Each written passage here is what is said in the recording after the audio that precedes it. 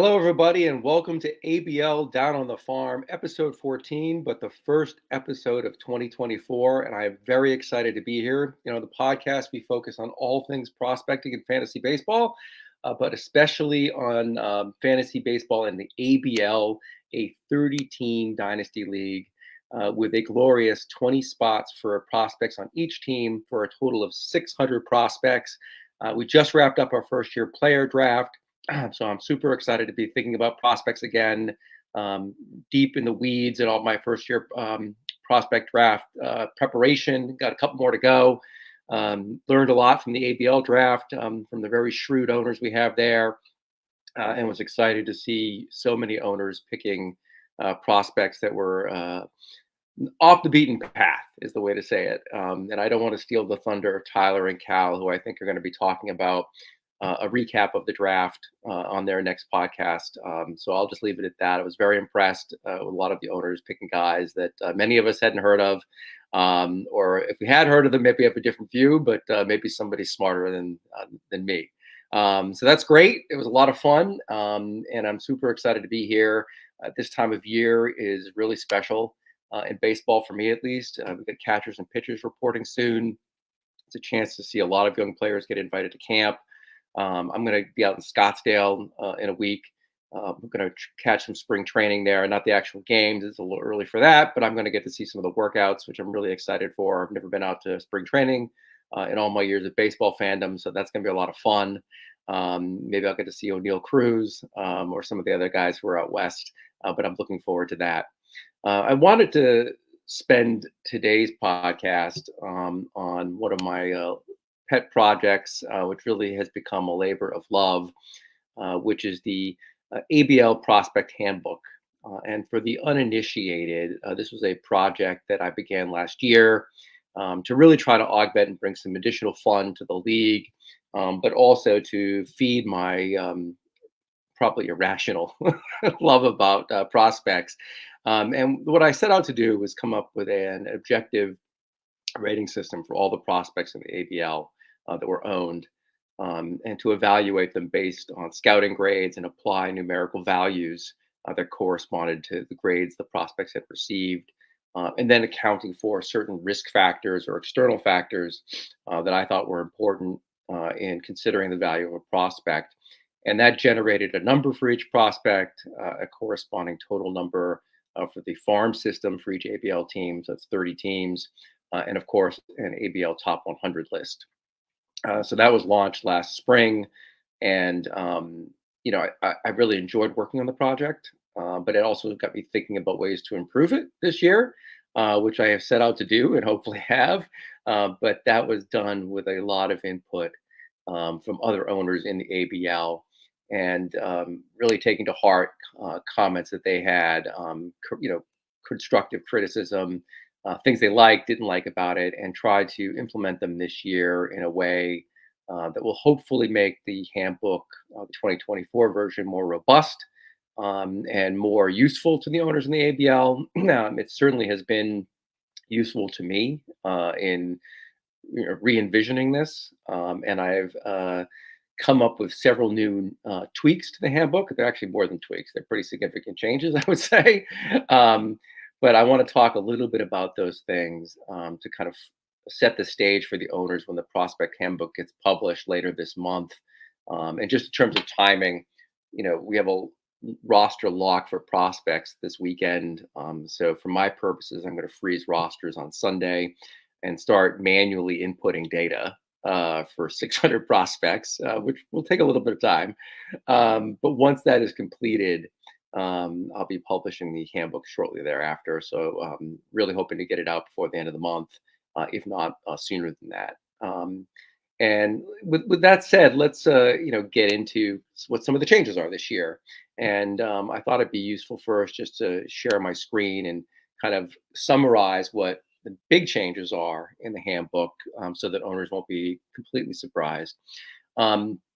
This year, I decided to implement a evaluation of players' individual skill scores. And in other words, their scouting grades for individual scores, and then to weight those skills based on my assessment of how important the skill was to a prospect's fantasy value. And so for hitters, I graded them on power, hit tool, and speed, with power getting slightly more weight, 15%, speed next at 13, and hitting at 12%, or the hit tool, I should say, at 12%. And the philosophy behind that, oh, I should say that those composite skills count for 40% of a prospect's overall scouting grade within the handbook, and the other 60% is their overall scouting grade. Last year's handbook, I only used the overall scouting grade. This year, I went much deeper and looked at these individual skills for hitters. And to get to the individual weights that I chose, which are my weights, other people can pick other weights. That's fine.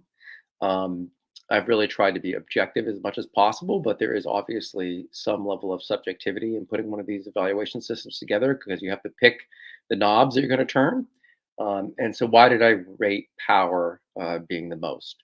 Home runs in fantasy baseball and in baseball itself are extremely valuable.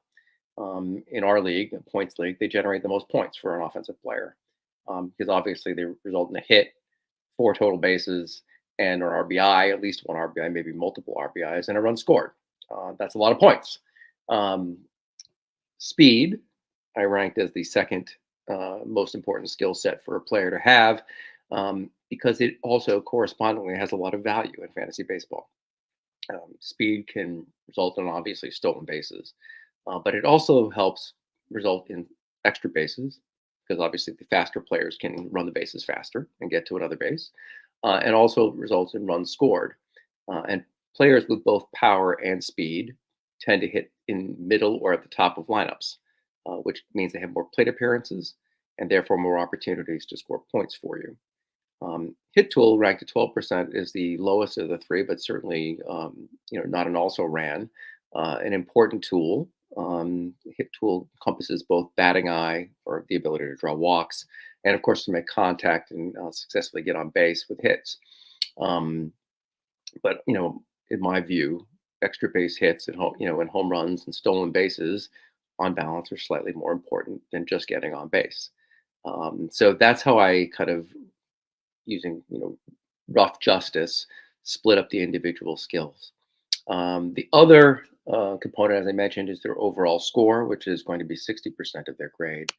And what that is going to hopefully result in, and I haven't done the calculations yet because I haven't input the data, is you're going to see certain hitters move up the board, typically the ones that have both power and speed in spades, but the ones that also have a hit tool that counts are really going to skyrocket up the board, presumably.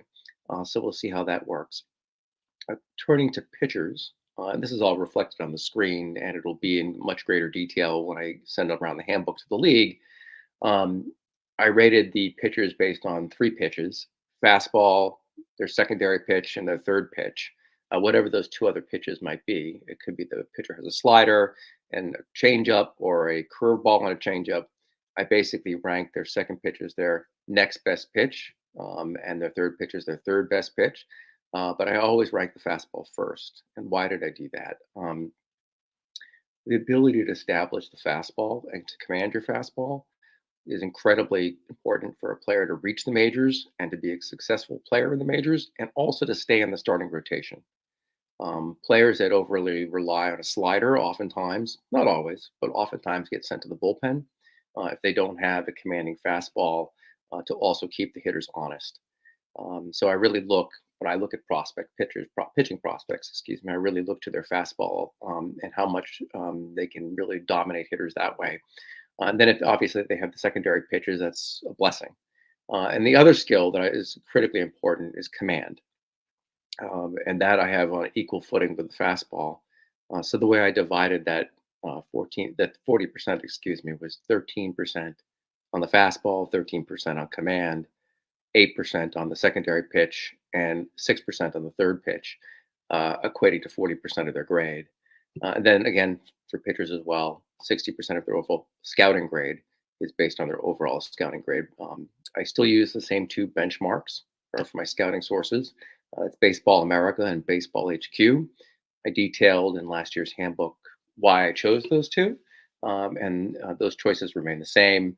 I think they are remarkably reliable and helpful scouting sources that go deep into the weeds on prospects, also rely on actual results to augment their scouting grades and update them, and including sabermetrics, exit velocity, launch angle, and the like. So I find them extremely useful, and I'll continue to rely on them this year. Couple other notes about changes in the handbook from this year over last year, and it's all reflected on the screen again. I chose to elevate the importance in the overall calculation of a prospect's age relative to the level he's assigned to, because it is such a leading indicator of a prospect's talent that an organization has chosen to promote him above his seniority level. And as I explained last year in the handbook, this is typically reflected when you see, for example, a 19-year-old in double A, or even triple A. And if that's the case, that is a really strong indication that the organization believes this player is special. And so that's something that I always look to. Conversely, if a player is below the level you would expect him to be at, that's a big demerit, because the organization lacks the confidence for one reason or another to promote the player. There are always outliers to this principle. It could be that the player was injured and has to repeat a year, so you don't want to over penalize them in your evaluation, but it's a factor that I think is really important. And this year I elevated it to 10% of the prospect's overall score, which is a 7% increase from last year. So that's a pretty significant change to the handbook this year. But I think it'll end up resulting in a much more um, robust analysis of who the really best prospects are. And so we'll see how the numbers play out.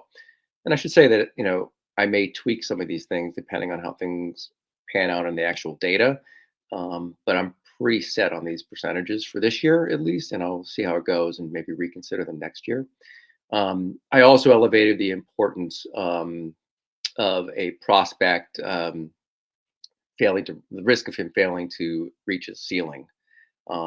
As I mentioned last year in the handbook, and remains the case now, Baseball America and Baseball HQ both assign risk factors to a prospect not reaching their ceiling, and they range from low to extreme. And I really wanted to elevate that significance into the data and to the numbers, because volatility is something we all really need to consider when we are looking at prospects. And it's a big factor in deciding really who's the top guys in a class. If somebody has got a huge risk of not reaching their ceiling, you may want to pump the brakes over some guy who's maybe not rated quite as high on the skills, but is a much lower risk. And so that's something I wanted to push up the scale a little bit this year. So I increased that from 8% to 10%. Um, Another thing that I've done this year, and I mentioned this in the chat for the group, is I've added a seventh category, which is frame. And this really stems, and that refers to a player's height and weight. And that really comes from something that I've been doing from years. It's a fact that I've always used in assessing prospects. But in talking with ABL owners last year, including Tyler, owner of the Twins, I, came to appreciate that other owners too kind of focused on that. And Tyler wasn't the only one. Several people mentioned it, and I chose to integrate it this year, and I'm still thinking through the scale that I want to use, and it'd be a different scale for pitchers than it is for hitters, because there are certain characteristics you want in a hitter. Principally, you want hitters who ideally are around 6'2", 6'3", and 215 pounds. And you want to avoid hitters who are 5'8", 160, because they are less likely to generate home runs and less likely to generate the kind of power that is going to enable them to reach the majors. Whereas the guy who's 6'2", 6'3", 200 pounds is more likely to deliver some pop in the long run, and frankly, more likely to be durable over a 162 game schedule. Naturally, these are not hard and fast rules. There are always going to be exceptions. And we can all think of anecdotal examples of exceptions. Jose Altuve comes to mind. Um, Aaron Judge on the tall end comes to mind. I do penalize most tall hitters because they have expanded strike zones, um, and a little bit harder time getting around on some pitches because they're long levers. But I think, as a general rule, it's a safe barometer for hedging risk on prospects. So for me, frame has always been something of a tiebreaker on prospects and a guidepost for me. And pitchers, by the way, I tend to favor tall, sturdily built pitchers. So pitchers with like a 6'7" frame, 6'8", 250, they tend to do well on my scale. Whereas I tend to avoid pitchers who are 6 feet or under because they have durability risks inherent in being a smaller guy throwing a ball all the time. Um, and that's one reason I avoided pitchers like Jack Leiter and Max Mayer in the draft, who are two examples of guys who have struggled. And Max Mayer, obviously, with injury. Again, this is not a hard and fast rule. There are always going to be anecdotal examples. There are some famously wonderful pitchers, Hall of Fame pitchers, who are shorter. Pedro Martinez comes to mind. And being tall and big certainly doesn't guarantee you any success in the majors. But again, it's something that I use to calibrate risk and hedge bets. So that's a factor I added this year, and it's going to get a 4% value in the overall calculation. And I'll recap the calculations a little bit later in the show. But before I do that, I wanted to touch on one other change. And I can see there's some folks watching live. And if you guys want to add some questions in the chat, feel free. I'm happy to answer any questions in the chat. Um, I'm adding a Z score to the data this year. And when I say that I'm adding the Z score, it's actually Tom, owner of the White Sox, who's going to be doing this for me.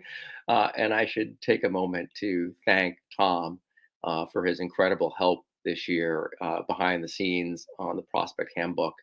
Tom has a very sturdy math background, and I do not. I'm kind of terrified of math, although I've learned to embrace that fear a little bit in doing the prospect handbook. But Tom was gracious enough to agree to help build formulas and logics to implement in the handbook, which is going to make my job a lot easier. And in terms of, you know, getting the data in and processing it and generating the scores that we want, it's going to make the handbook process much more efficient and scalable. But Tom is also going to do this Z score on the player pool, which is intended to really address distinctions between pitchers and hitters.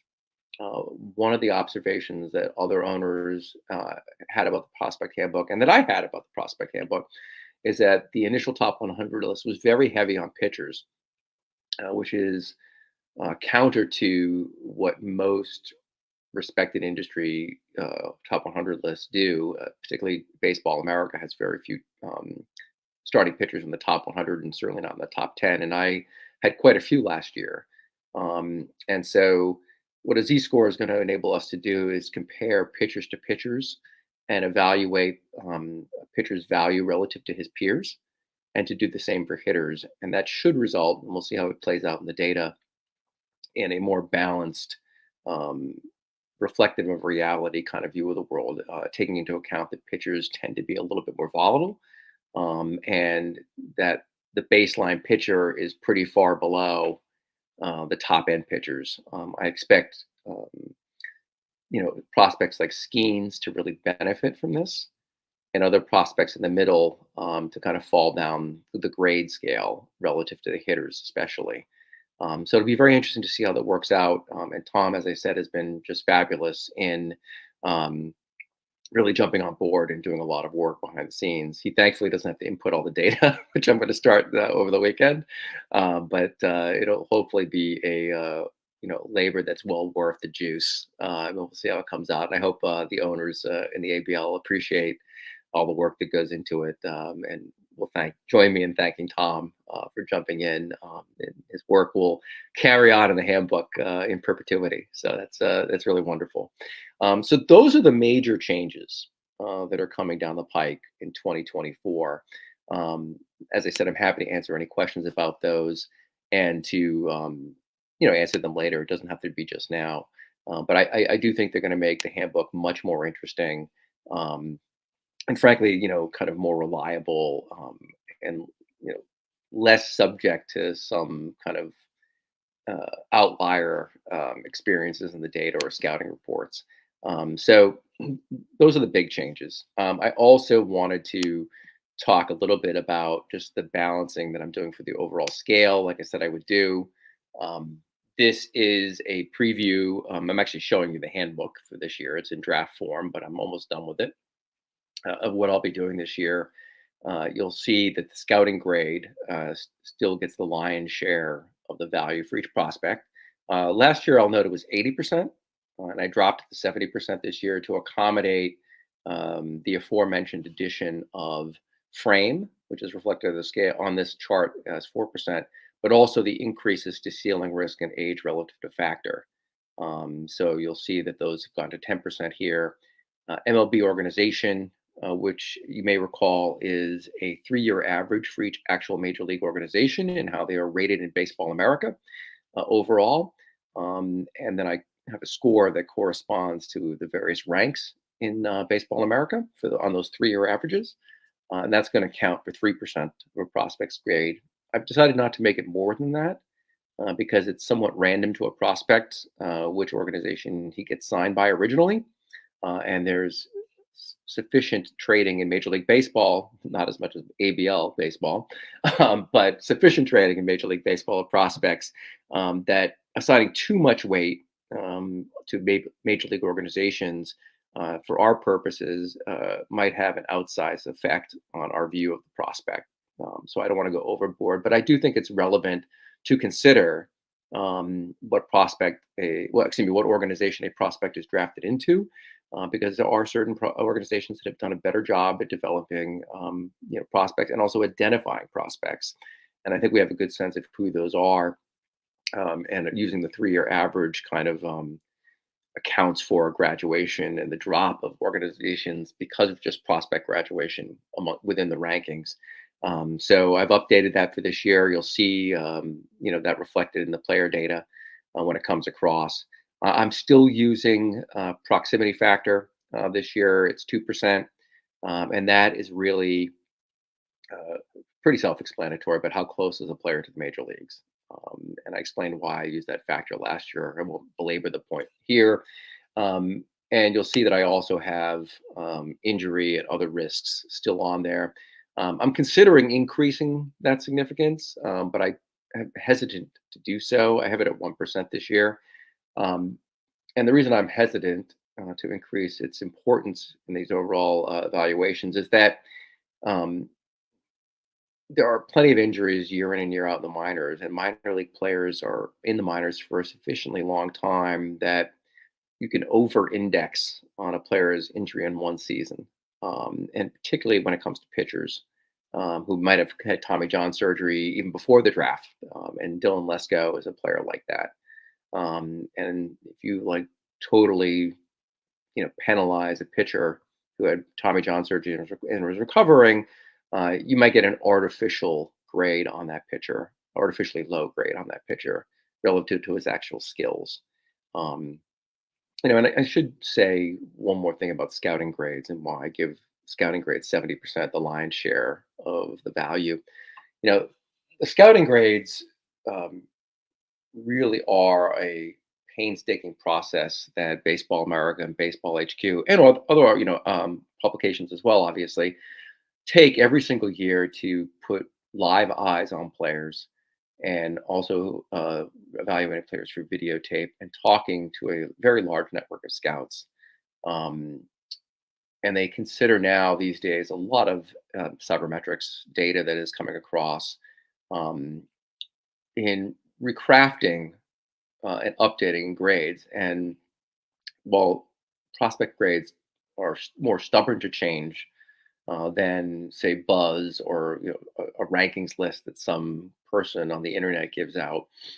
Um, I'm always impressed by the fact that these publications are not shy about changing their grades when the data on the ground reflects that a change is warranted.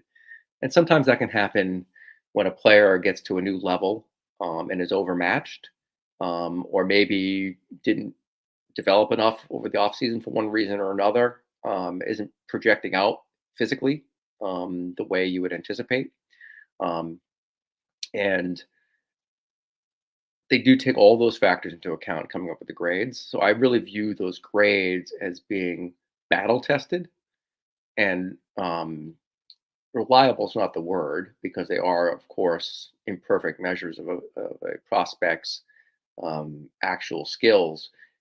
But they are very strong barometers and kind of reliable in the sense of being industry and peer checked.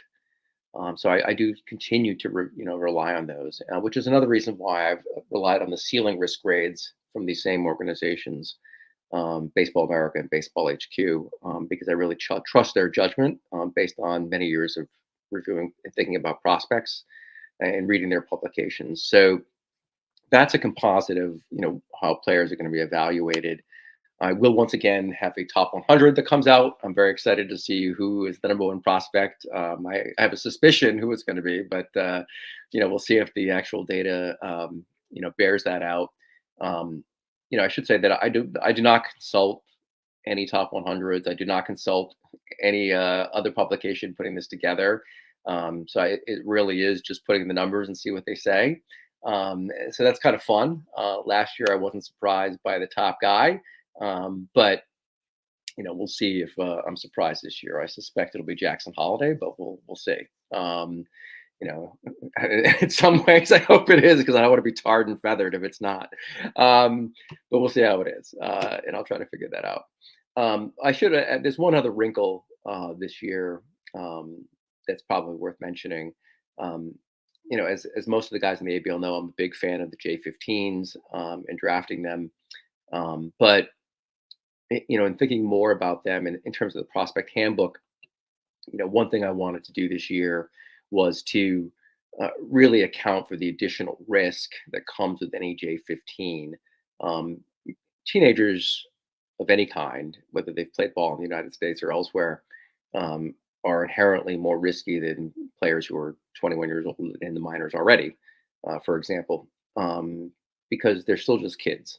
Their bodies have not fully developed. They may have maturity issues in terms of their approach to the game, off-field issues that have not kind of popped their ugly heads, but may emerge.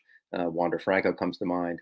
Um, but I have accounted for that this year um, by assigning all J15s a ceiling risk of very extreme.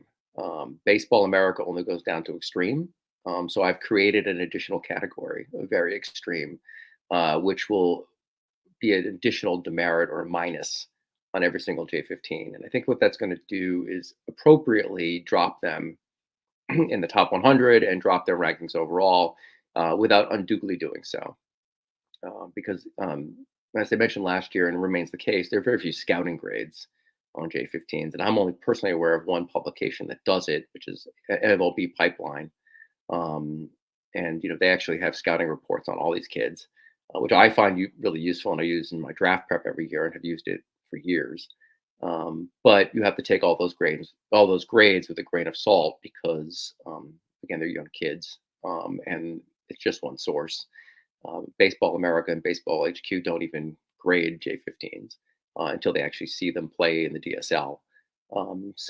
Another reason the grades are a little funky is that these kids don't necessarily play in organized leagues, and the competition level that they do play in can be really mixed. So you really have to be wary of them. I obviously love them, and I think they're a treasure trove of like undervalued talent. But I prefer to draft them in the late rounds when I can. And I just finished drafting a whole bunch of them in the ABL draft. And I know that Sam of the Texas Rangers is starting to follow my lead in this area. He's been poaching some of my guys, which is fine. But that's part of the beauty of talking about prospects and sharing our approaches. So you'll see that change this year, and I have a suspicion it's going to drop down a little bit, the J15s in the upcoming class. So that's really an overview of the changes this year to the handbook, what you can expect. I'm super excited to have it finished and see all your reaction to it. Um, Interested as always in feedback from owners a little bit later in the year.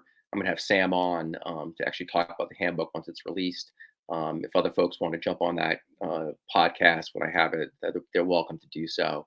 Um, you know, it's really something that's a lot of fun for me, particularly during these winter months, to be thinking about baseball and be so focused on prospecting. And I'll be, really pleased to get it out the door to all you guys, so you can start, lambasting how stupid I am and, tell me I'm wrong. But hopefully you also enjoy it, and it's useful to you, particularly for the folks in the league who maybe prospecting isn't their thing. Maybe it gives them a tool for at least thinking about prospects, and maybe hopefully one day turns them on to it. We'll see.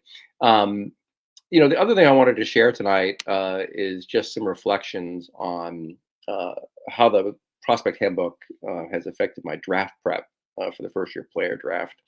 Um, and how subjectivity plays into my actual prep for the draft, and certainly not suggesting that my way is the right way or the only way to do it. It's obviously not.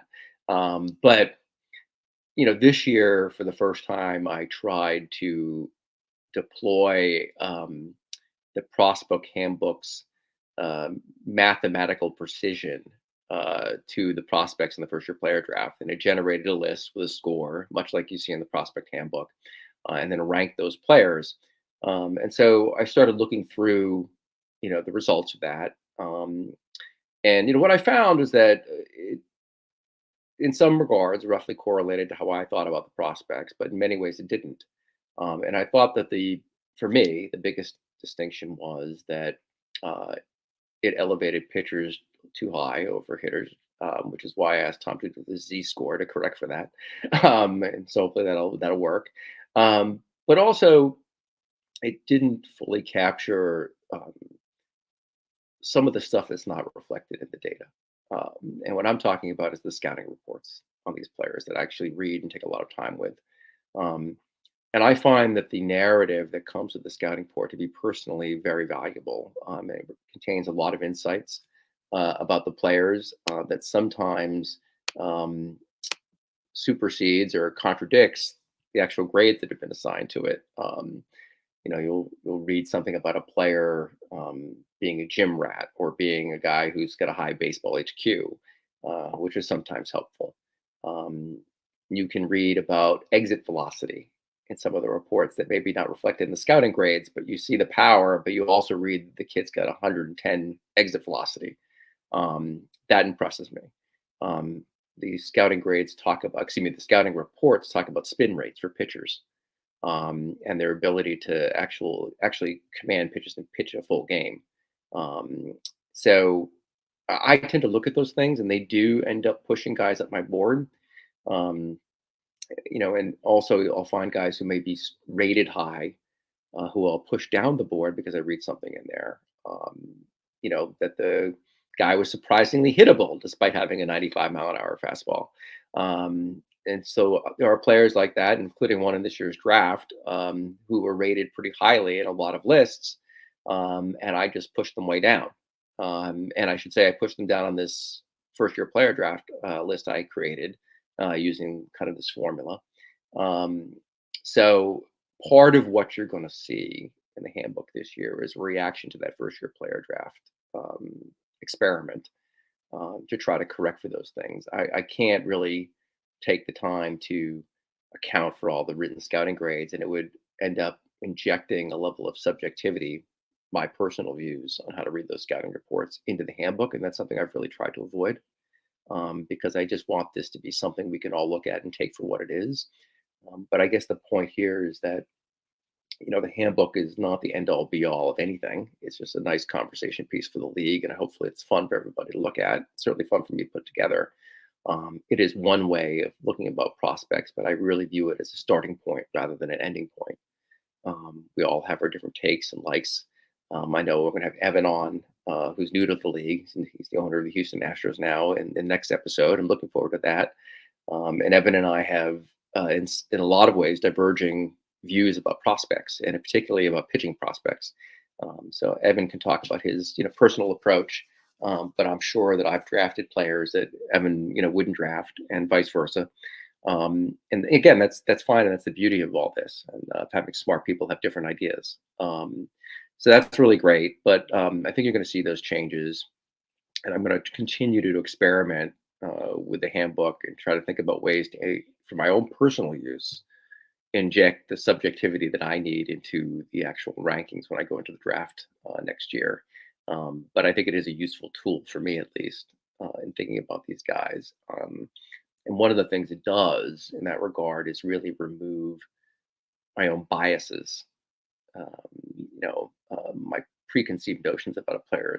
When you put in the data and the player is much higher than you would expect the player to be, you kind of take a second look at it. And I found that useful, um, to check myself from, over indexing on my kind of past experience, over indexing on, may not like certain type of players from certain schools, or for example, with frame. That's something that I, put more weight on than other people do. Um, and so maybe you discount guys a little bit too much, and then all of a sudden you look at the hard data that gets spit out, and you're like, oh, this guy's actually rated pretty high. Maybe I shouldn't be a jerk and totally punish him for being 5'10". So those are things that I have been reflecting on and will continue to reflect on. Um, you know, like I said, I'm going to get to work in earnest over this weekend. Once I freeze rosters on Sunday, I will. And for the new AB owners, I'm actually not going to freeze your roster. I just download the rosters and capture what's on the screen at that point in time on Sunday. Um, and I'll start inputting 600 prospects into the database, and that'll take some time. But normally it takes me about 20 minutes to half an hour to do each team. So we'll see if it's a little bit faster this year because of the great work that Tom has done, and I suspect it will be. Um, but really looking forward to all your comments. Really looking forward to so Don is saying, go ahead and freeze the rosters. Yeah, I probably could do that. They're actually going to be actually frozen in a sense of like waiting for the Fabapalooza to take place. So for a hot second, they'll be frozen in the ABL. But as we all know, nothing stops in the ABL really. There are always trades going on. So if I didn't freeze the rosters, yeah, exactly, there'd be a riot. Yeah, if I actually froze the rosters, that's what would happen. And if I didn't freeze the rosters, um, I would be in a world of pain because it'd be impossible to catch up on whose team at that point. Um, these players get moved around like like lightning in our league, as we all know, which makes it's one of the reasons why the APL is so much fun. So look forward to like getting your guys feedback again. Thank you so much for watching this evening. If folks have any other questions, they want to talk about the handbook, feel free to DM me. And certainly now or after the handbook's published. Again, really looking forward to the feedback. And until then, I just want you to remember to ABP, always be prospecting.